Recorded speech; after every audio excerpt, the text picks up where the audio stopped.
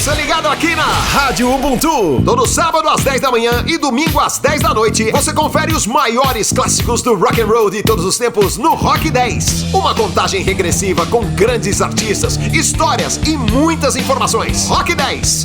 Todo sábado às 10 da manhã e domingo às 10 da noite, aqui. Rádio Ubuntu. Hoje, 6 de agosto de 2024, Terra Yanomami teve 74 mortes no primeiro trimestre. Embaixada do Brasil no Líbano pede que brasileiros deixem o país. Tribunal Superior Eleitoral estabelece novas regras para rádios. Rebeca Andrade se torna a maior medalhista olímpica do Brasil. Eu sou o Bruno Sena e o Rádio Notícias está no ar. Rádio Notícias, a informação na hora certa. Um panorama atualizado do que está acontecendo no Brasil e no mundo, você ouve aqui. Rádio Notícias. Rádio Notícias. Informações com credibilidade e imparcialidade. Não importa onde você esteja, não importa o horário, nós estamos aqui para mantê-lo informado.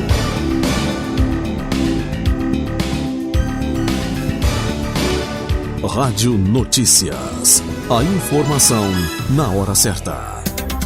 A terra indígena Yanomami registrou 74 óbitos no primeiro trimestre de 2024, segundo o Ministério da Saúde. O número representa uma redução de 33% em comparação ao mesmo período do ano passado, quando foram contabilizadas 111 mortes. Os dados são do novo boletim do Centro de Operações de Emergências Yanomami, divulgado nesta segunda-feira, dia 5. Entre 2023 e 2024, houve queda no número de óbitos relacionados à infecção respiratória aguda, desnutrição e malária. No primeiro trimestre de 2023, foram registrados 22 óbitos por infecção respiratória, número que caiu para 9 em 2024, uma queda de 59%. No caso da malária, a diminuição foi de 50%, caindo de 10 em 2023 para 5 em 2024. De acordo com o Ministério, foram reabertos todos os polos base na região, o que aumentou o acesso dos indígenas ao diagnóstico e tratamento da doença.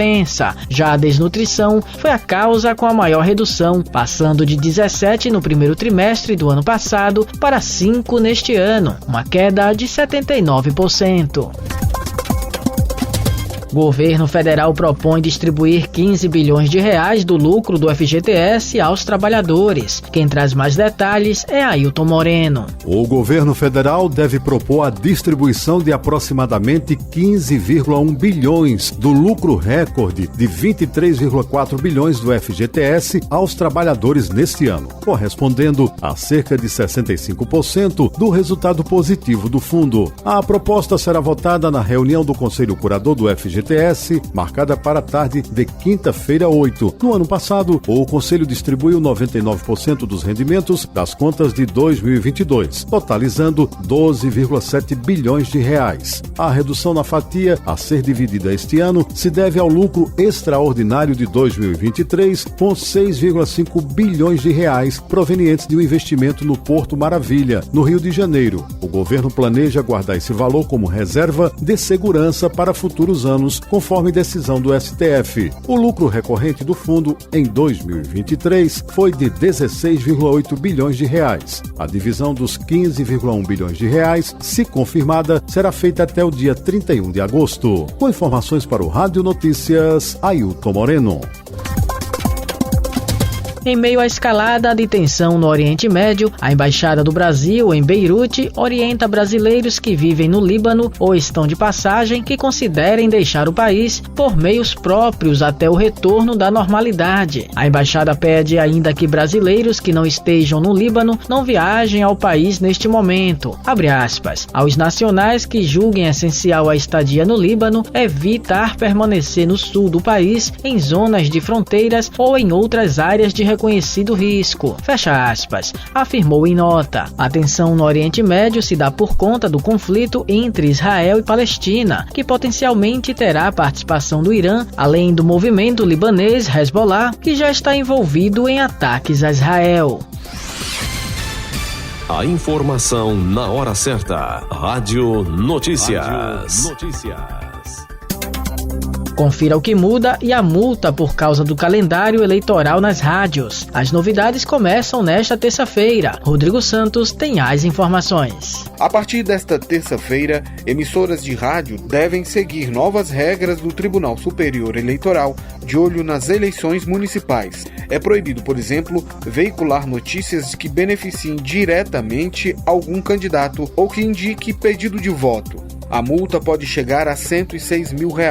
O texto do TSE diz o seguinte: a partir do dia 6 de agosto, emissoras de rádio e de televisão não podem, em sua programação normal e em seu noticiário, ainda que sob forma de entrevista jornalística, transmitir imagens da realização de pesquisa ou de qualquer outro tipo de consulta popular de natureza eleitoral em que seja possível identificar o entrevistado ou em que haja manipulação de dados, veicular propaganda política, dar tratamento privilegiado a candidata ou candidato, partido político, federação ou coligação, inclusive sobre a forma de retransmissão de live eleitoral, veicular ou divulgar filmes, novelas, minisséries ou qualquer outro programa com alusão ou crítica voltada especificamente a candidata, candidato, partido, federação ou coligação, mesmo que dissimuladamente, exceto programas jornalísticos ou debates políticos.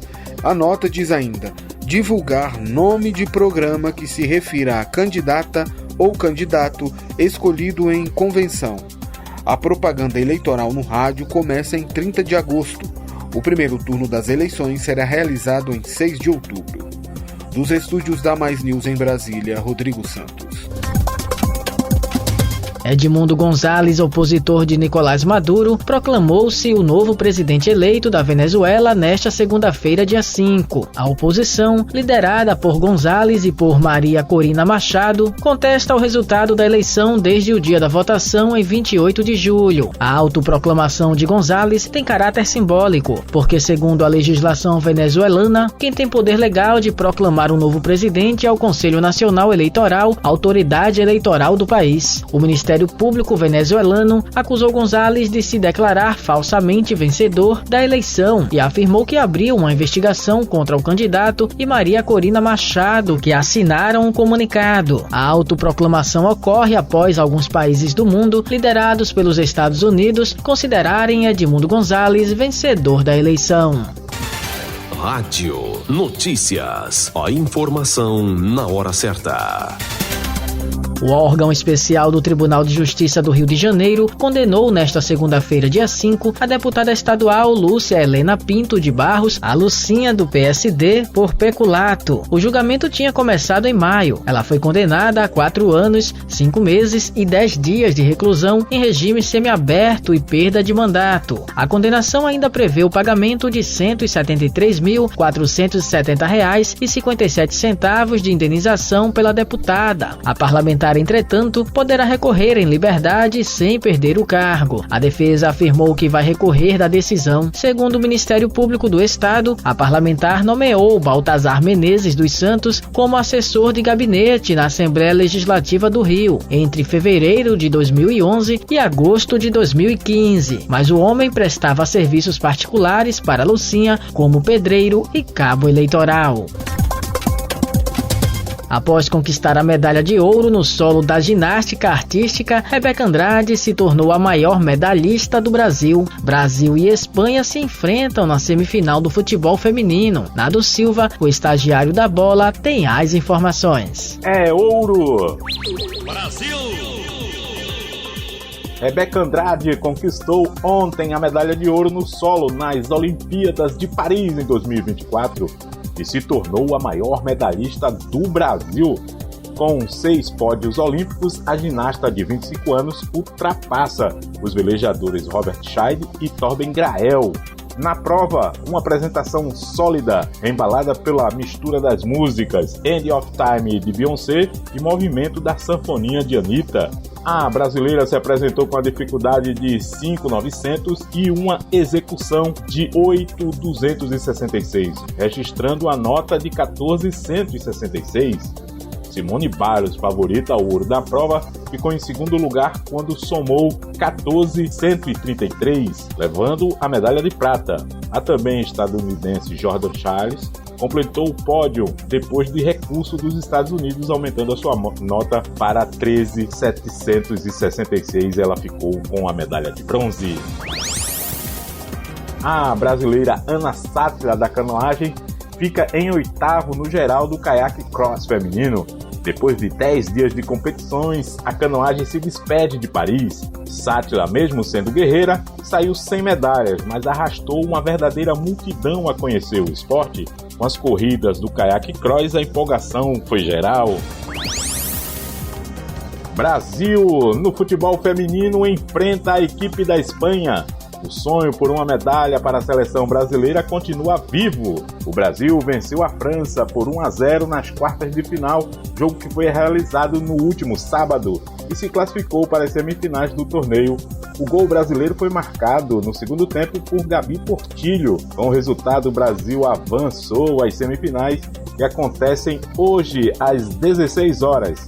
As espanholas são as atuais campeãs do mundo e venceram a seleção brasileira na fase de grupos pelo placar de 2-0. Notícia ruim é que a Marta pegou um gancho de 2 jogos e fica de fora das semifinais. A CBF pedirá um efeito suspensivo, mas por enquanto estamos sem a nossa rainha.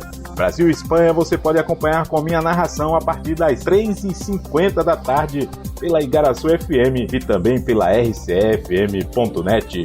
Com informações das Olimpíadas de Paris, o estagiário da bola, Nado Silva, para o Rádio Notícias. Você acabou de ouvir Rádio Notícias. Você ligado aqui na Rádio Ubuntu. Todo sábado às 10 da manhã e domingo às 10 da noite, você confere os maiores clássicos do rock and roll de todos os tempos no Rock 10. Uma contagem regressiva com grandes artistas, histórias e muitas informações. Rock 10. Todo sábado às 10 da manhã e domingo às 10 da noite, aqui. Rádio Ubuntu.